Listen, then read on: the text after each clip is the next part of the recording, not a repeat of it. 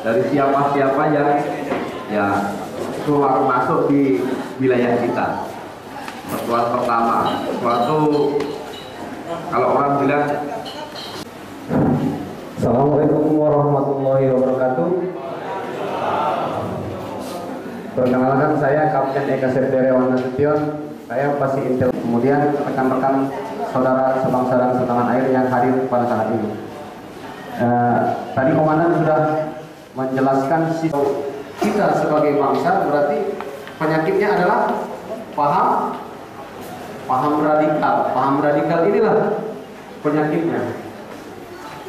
Nah, ini dia penyakitnya. Jadi dengan adanya Rusia, Cina, Australia, dan kita ada di tengah-tengahnya. Lanjut.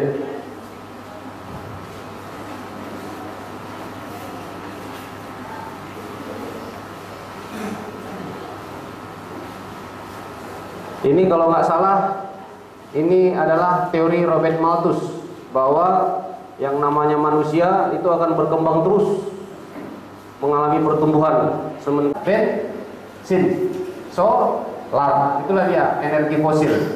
Energi fosil itu kalau kita pakai terus, dia akan habis. Dia tidak bisa tahun ke tahun terus bertambah.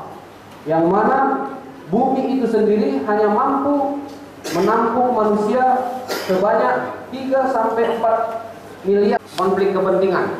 Lanjut.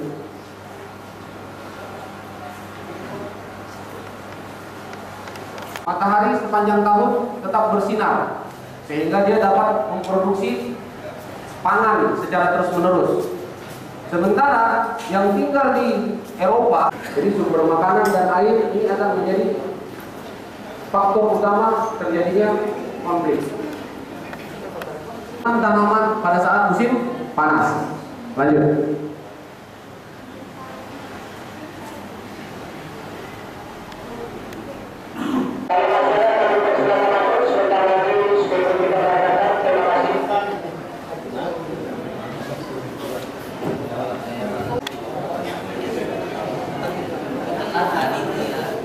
Kalau bukan mengatakan bahwa kekayaan akan sumber daya alam dapat menjadi akal kita. Inilah yang bilang tadi. Poros-poros Eropa itu apa?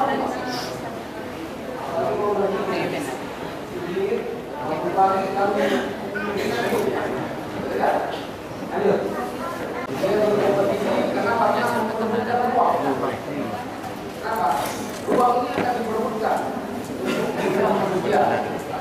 Karena sejak Belanda maka tercipta Indonesia. Betul ya? Melalui konferensi meja bundar itulah Indonesia. Ya kan? Begitu juga Yugoslavia. Lanjut. Dijajah, kemudian terjadi perlawanan adanya Sumpah Pemuda, adanya Gerakan Pemuda, dan Indonesia saat ini setelah menjadi before after. Ini dia begitu indahnya, di sini dia hancur, lebur, porak-poranda. Begitu juga Somalia. Di sini dia begitu indahnya, masih ada hijau-hijaunya. Di sini tak ada lagi. Afghanistan juga begitu. Sebelum, sesudah. Libya juga begitu. Sebelum, sesudah. Al-Baghdadi. Lanjut. Pertanyaannya, kita harus bagaimana? Mau seperti ini?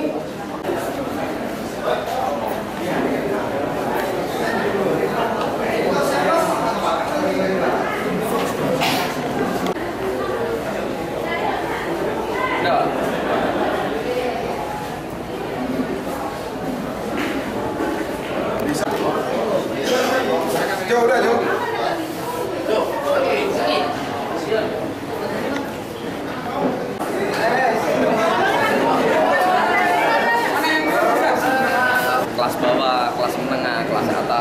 sebagainya ya. Ini tujuan kita kan mensosialisasikan kepada saudara-saudara kita yang guru, kemudian porter, tukang beca, sopir angkot, naik angkutan dan lain sebagainya. Karena kita memiliki pertimbangan bahwa mereka itulah masyarakat yang pertama kali bersentuhan langsung dengan masyarakat-masyarakat yang lain. Sehingga karena dia pertama kali bersentuhan, seperti kita yang menjadi pertimbangan kita, perlu kiranya kita bekali dengan ya spesifikasi bahwa paham-paham itu radikal itu seperti apa.